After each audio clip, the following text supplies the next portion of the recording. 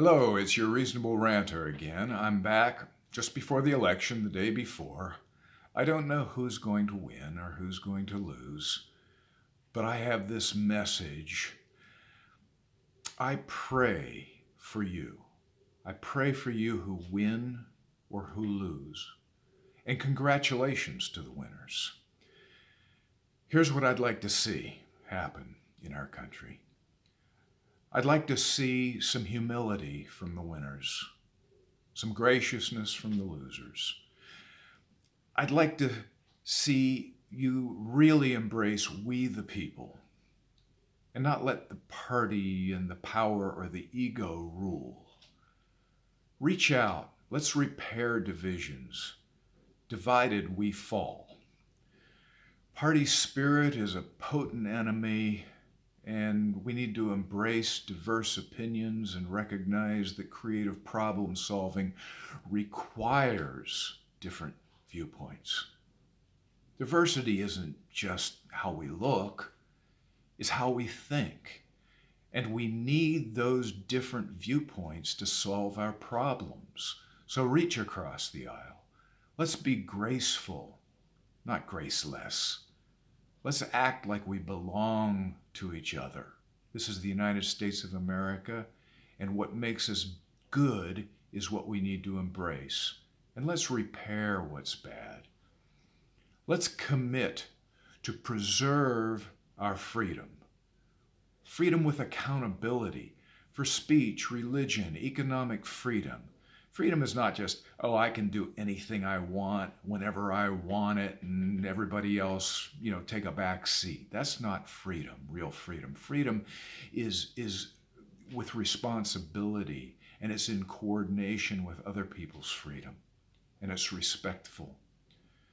Make it clear that while freedom of speech is sacred, and it may, doggone it, it can't be accompanied by violence and destruction of property, hurting others. That's not freedom.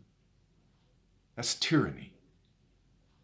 Demonstrations are fine. Speaking your mind is fine, but we can't tolerate the violence. I don't care what side you're on. Reject it, please. Commit, please, to our economic health. We need to be strong economically. We need a free marketplace conducive to entrepreneurship and be competitive globally. I can't emphasize that enough. The great things about America, the raising up of standards of living for more people than really in history. I mean, 90% of Americans live better than 90% of the rest of the world. Let's be thankful and let's commit to that. So we need a free marketplace where government doesn't try to control, it regulates. That's legitimate. There needs to be structure, but not tyrannical imposition upon businesses. 2, we need reasonable regulatory environment. So the first is a free marketplace. Second is a reasonable regulatory structure in which businesses can compete fairly. I emphasize that, fairly and with transparency. And third, the government needs to be a servant enabler so that people can rise and take care of their families, and the communities can thrive. It doesn't do that well if the government is too heavy. So please, don't be too heavy.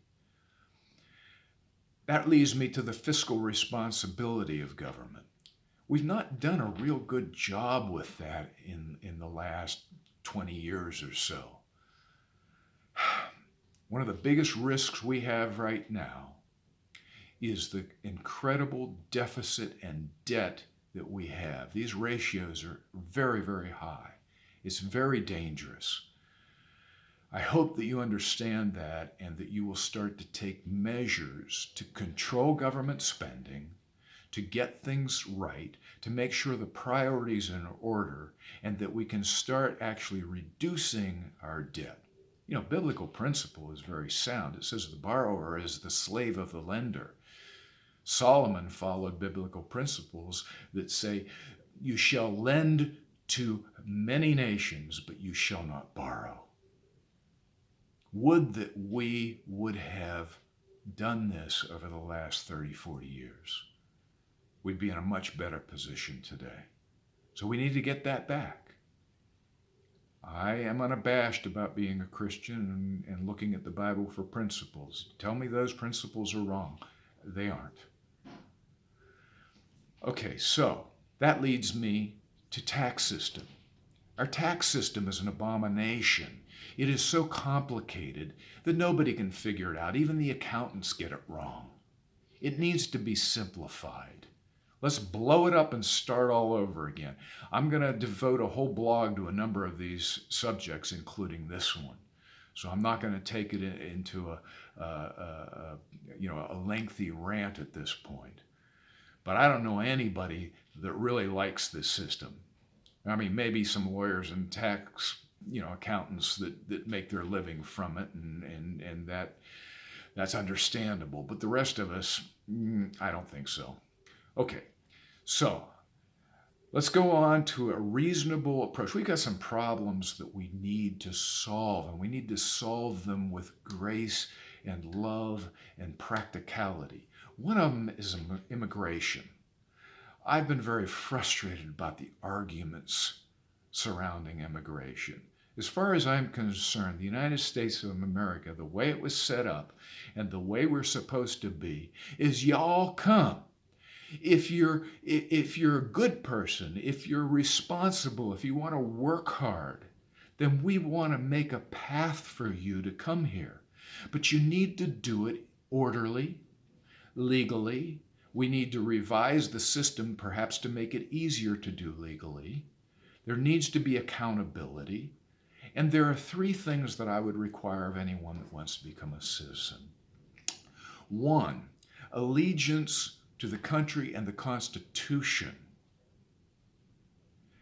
That is paramount. If you come here and you don't like the country, or you want to change it and blow it up, you want to have some other motive, please don't come. And if you're a visitor to this country, please respect our laws. Please respect who we are. If I go to your country, I'm going to respect your country. I'm going to follow your laws. If you want me to drive on the opposite side of the street, I'm going to do that. Why? Because I respect you. So that's what we need to do, is we need to find a way that is both moral and practical, both compassion and practicality and law and order are not mutually exclusive. So let's figure out a way to solve this. And yes, I would have a path to citizenship for the illegals, and they are illegal. But what I might do is have some accountability there. Maybe for a period of time they pay more into the tax system, because chances are they've already been supported by it. Maybe they pay more Social Security, Medicare taxes for a period of time. That would be reasonable accountability, and yet still allow them to enjoy and be part of our good country, the goodness of it. Not the bad parts. We need to solve that. But let's look on the positive side. That brings us to another couple of issues that I'll address in this blog, and there are many more, but I know that they come to the front for many people. That's healthcare and the environment. Oh, I'm tired of all the arguing. Our healthcare system isn't terrible. Obamacare is not completely bad. It has some problems. I don't say scrap it. Let's revise it. Let's find what's right about it and keep that, and let's find what can be improved and let's improve it, and let's do that in a nonpartisan way. Let's do it in a creative way. Bring the best minds into the room from all of the different places, the hospitals, the doctors, the patients, the lawyers, the insurance companies. Bring them all together. Let's do some creative problem solving here and make the system better. That's what our goal should be. And let's not make it a political pawn. This is for us, we the people. Okay, how's the environment? I'm a scuba diver. I've seen the damage of plastic and oil and the things that we do.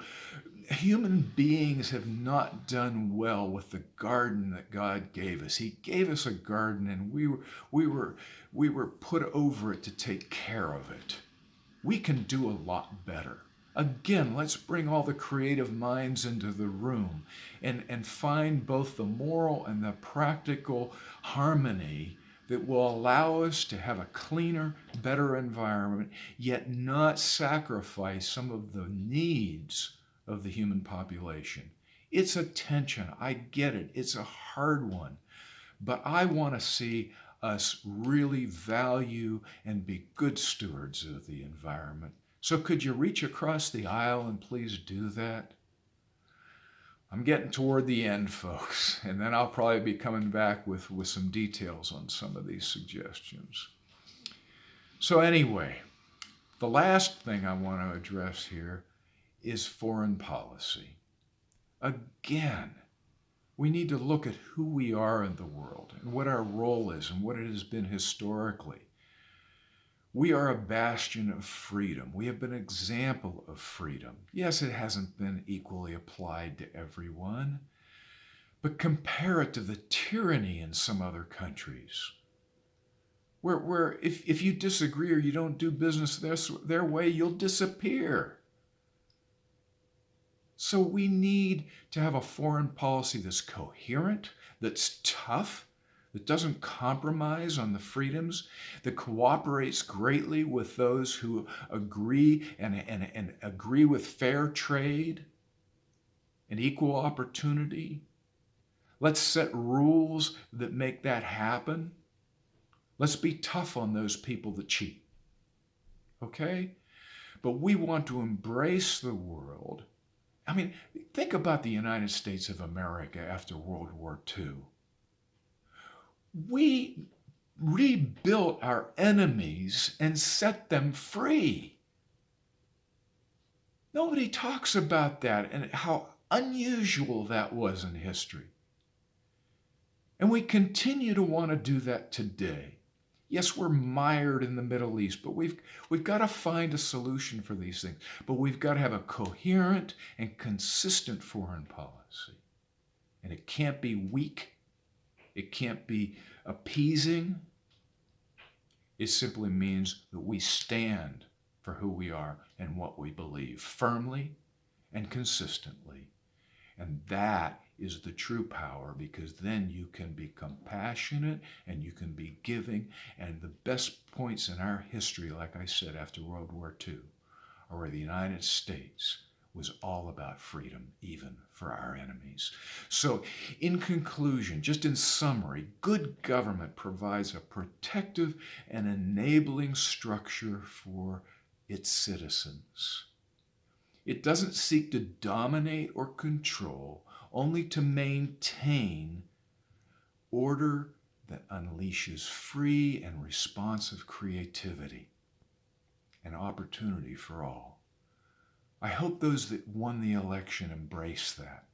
I'm praying for you. I really am. And I entreat anybody that's watched this through to pray for our leaders and pray for our country and pray for the world.